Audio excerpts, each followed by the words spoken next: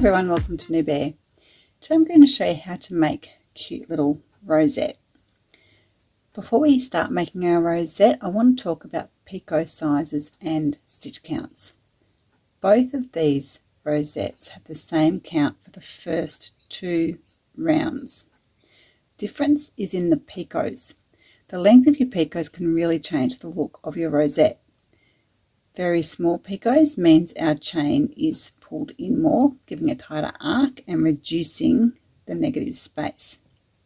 The taller picot gives a more open arc, which increases the negative space. Generally, rosettes are made with each chain hugging the previous one. We have a ring, our first chain, and then we start our increases in the following rounds. I've increased each round by a count of 2 for this one.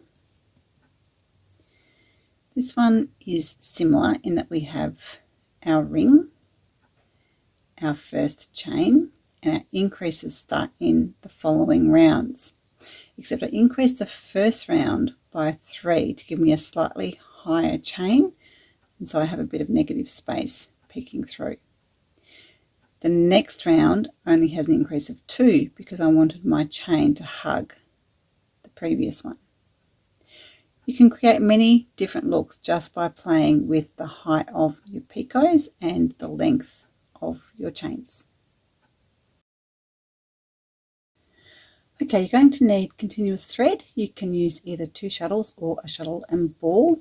You'll need about 1 metre wound onto shuttle 1 and roughly 5, maybe 6 metres in either your ball thread or shuttle 2. Using shuttle 1, we're working a ring with a count of 3 picot 3 until we have 5 picots.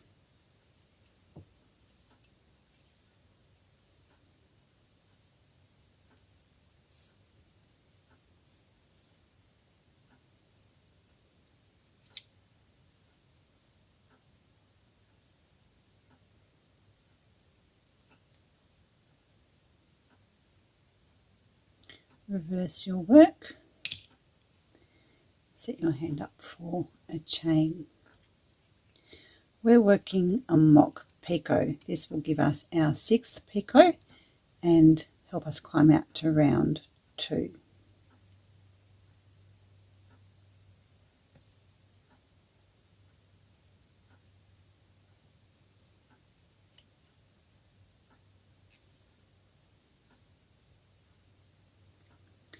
Begin round 2 by working a chain of 6 double stitches.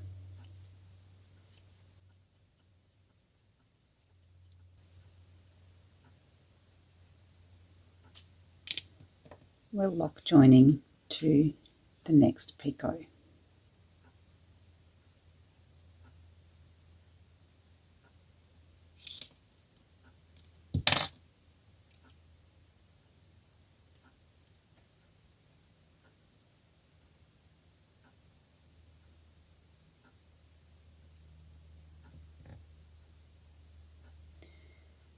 As we begin the next chain, we want to leave a very small gap between our chains. So don't put your stitch all the way up. We want the smallest of smallest gaps. This is our joining space for the next round. And we're chaining 6.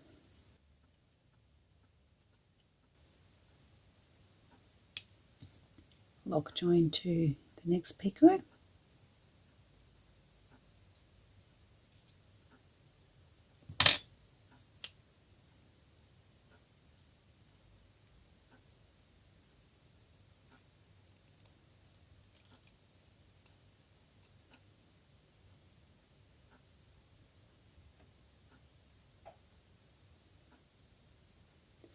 Now we simply repeat what we just did until we get back to the beginning.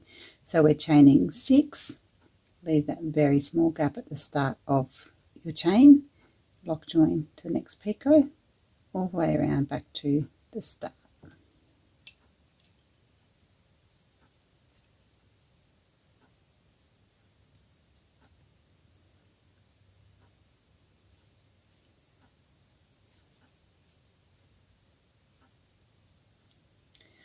we are lock joining our last chain to our mock picot.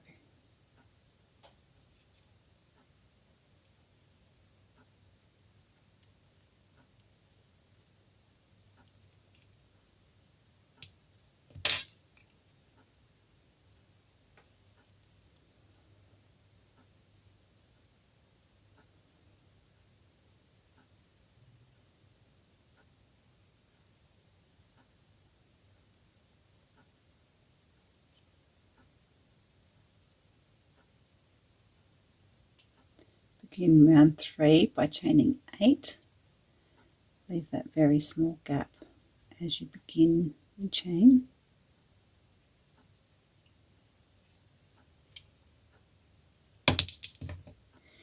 We're joining to the small gap we left between our chains in the previous round. You might have to pry your chains apart a little bit if it's hard to see.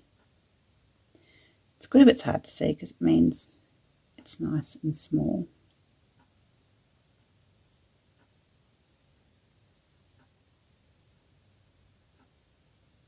Make a lock join.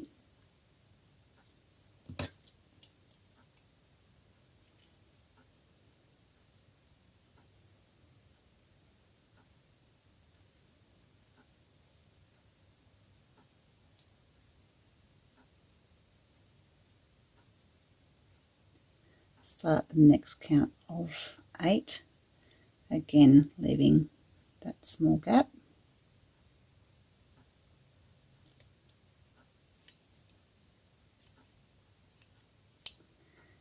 We repeat that until we get back to the start. So you're chaining 8, you're lock joining to the very small hole at the next picot. Bring in there. Continue all the way around until we get back to the start.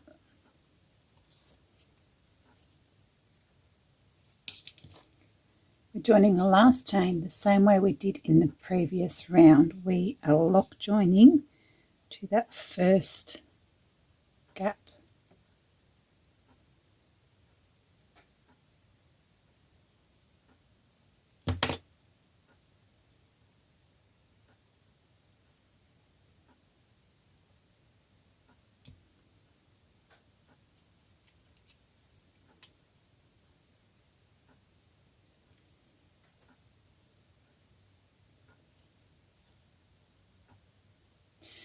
Round 4 and 5 are worked exactly the same way, with the stitch count increasing by 2 for each round. So once again, leaving a gap as you start your chain. And we're chaining 10. Row 6 is worked almost the same way. It's our final round, so we don't need a gap between all of our chains. You will need a gap in the first one because we need a place to join back to when we get back to the start. Row 6 also has a higher stitch count and picots, so we're working 2 picot 2 for a count of 16. As I mentioned before, row 6 is our final round, so you might want to think about what you're going to do with your tails. You can sew them in, you can use magic loops. If you want to use magic loops, they'll need to go into the first chain and the last chain. I'm actually going to cheat and just tie mine in a little hanging loop at the end.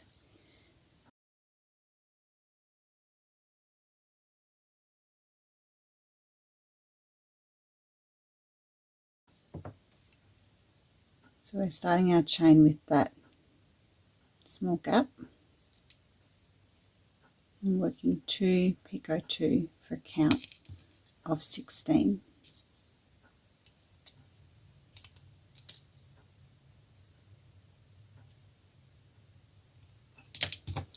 Lock join to the gap left in the previous round.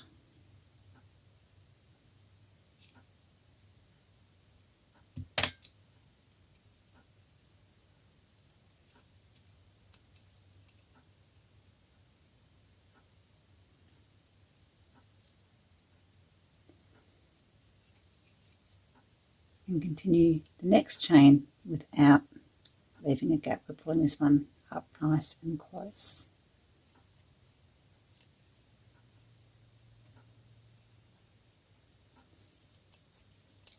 Leave yourself a fairly long tail, especially if you plan to make a loop at the end.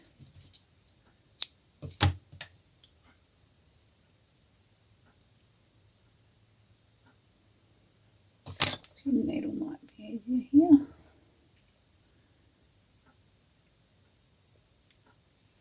Take your core thread through to the back.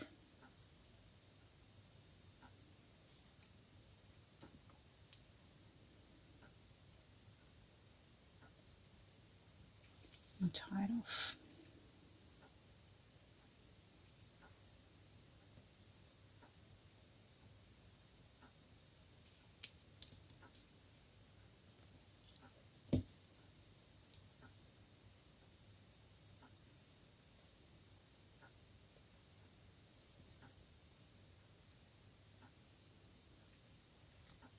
And that's it.